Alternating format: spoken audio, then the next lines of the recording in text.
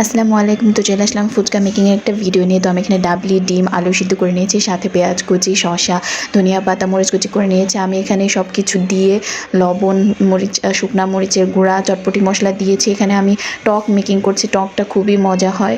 এখানে প্রথমে ডাবলি, হালকা একটু ডাবলি, মরিচ, তারপর হচ্ছে লেবু মানে চিপড়িয়ে দিয়ে ওইটা আবার দিয়ে দিয়েছি।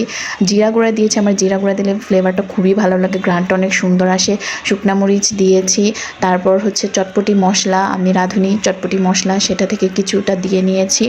দিয়ে তারপর হচ্ছে লবণ দিয়েছি, আর হচ্ছে সাথে চিনি দিয়েছি টেস্ট অনুযায়ী। এখন আপনারা টক বেশি খেতে চাইলে চিনি কম দিবেন, কিন্তু আমার একটু মিষ্টি টকটাই বেশি ভালো লাগে, তো আমি চিনি একটু বেশি পরিমাণ দিয়েছি।